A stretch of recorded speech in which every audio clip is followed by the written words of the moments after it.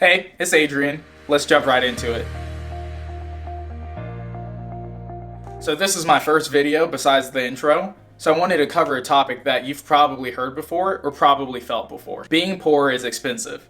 That's a quote that has probably been thrown in your face once or twice, but it's one of the truest statements I've ever heard in my life. But why is it true? In my opinion, I think you can break it down into three fundamental reasons. That's fees, interest, and quality. So let's talk about fees.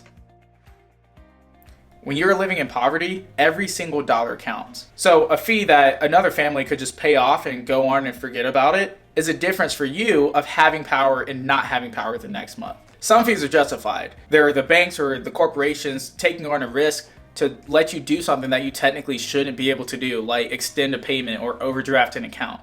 But let's be honest, 99% of fees are bullshit. Growing up, there's plenty of times my mother didn't have enough money to make it to the end of the week, so she would overdraft her account. So it gave us the cash flow to make it to the end of the week, but every time she did that, there was a $35 fee that she had to pay. Most families and most people can take a $35 hit, but when you're living in poverty, and that $35 would have been your rent money in your next paycheck, all you're doing is screwing yourself just 2 weeks down the line now. And to drive the point even further, since she paid that $35 fee, her bank account is essentially starting at negative $35 when she gets paid. So how do you avoid the fees? Most people tell you to have $1,000 saved up or save 3 to 6 months of expenses depending on how much debt you have. But when you're living in poverty, that is not an option. I will say though, having those savings and that buffer is the goal. It's just not an option right now. So because it's not an option, you have to be two things. One, extremely anal, and two, even more organized. So during research for this video, I came across a story of a woman who had to pay her power bill. She didn't have the $70 to pay it because the money she had in her account was dedicated to the rent that she had to pay coming up. But the power company shut off her power. So she calls them and they basically said they won't turn it back on until they receive a payment. So she uses the $70 of her rent money to pay to have her power turned back on. The power company then turns around and says, because you're now technically a new customer, since we had to shut off the power, that's going to be a $250 installment fee. So now she dug herself into a bigger hole than where she was at before. So what can you do to entirely avoid this? Remember what I said. You have to be extremely anal and extremely organized. If you're ever going to pay a bill late, call them first. Let them know what you are going to do and ask if there's going to be any fees connected to it. It doesn't really matter what their answer is. All you need to do is make sure whatever they tell you, they send it to you in writing and add a note onto your account. So you're defending yourself from their side while also defending yourself from your side. Lastly, make sure what's in the email and in the note is exactly the same and exactly what they told you. That's the anal part. The organized part is saving it in a folder. I suggest using Gmail because you get free 15 gigabytes online and offline data. That's the organized part. There's no point of doing all the work if you lose track of it. I plan on making specific videos for fees, interest, and the qualities of purchases later on with their own videos. But for right now, let's just move on to interest. Growing up, I always heard that a bad car loan was 4%. I'll say that again. That a bad car loan was 4%. So you can imagine my surprise when I found out that my mom has purchased a car at 13% interest. And the even greater surprise when I found out that she has purchased a car at 29% interest. Being poor is expensive. So to put this in context, I went to Auto Loan Calculator online and took a $5,000 loan out for 4% interest, 13% interest, and 29% interest. Here's what we got. The bad car loan that my friend's parents referenced would cost $525 of interest over a 5-year period with monthly payments of $92. The 13% car loan that my mom took out would cost $1,826 of interest with a monthly payment of $114. And then the 29% interest car loan would cost $4,523 with a monthly payment of $159. That's basically paying the amount of the loan in interest. Now it's easy to question why anybody would ever do that, but the people who make that decision are one of two things. The first, they're painfully unaware of the bad decision, or they think that there's no other option. For reasons I'll get into in a later video, my credit score out of college was in the high 500s to the low 600s. And I was put in a similar situation that my mom was in, where I needed a car, and my interest rates would have been between 13 and 29%.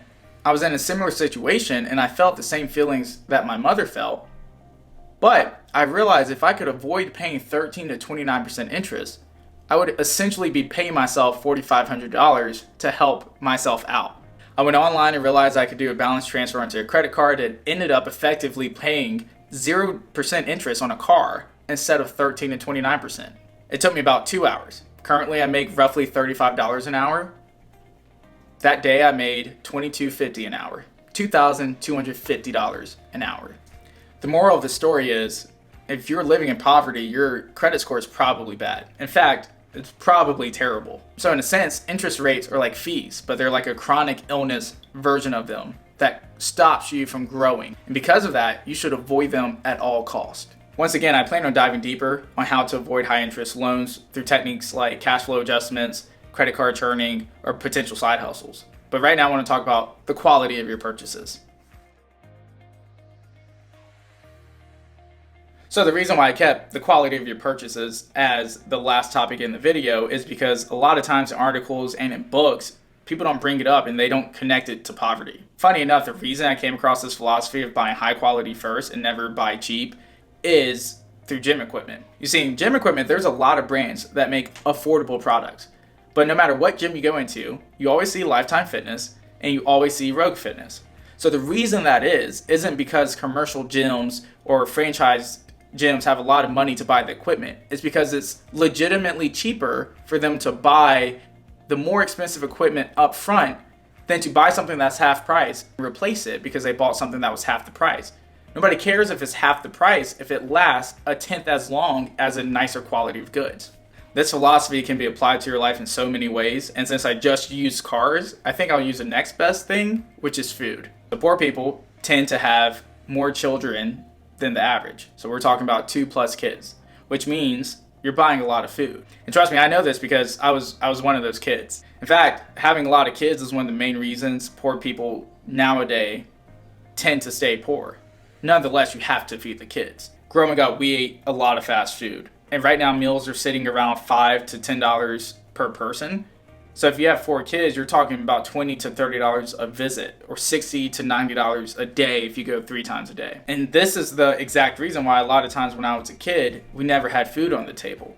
It's because we spent our money on something we perceived to be cheaper. And the worst part is fast food is not even filling by design.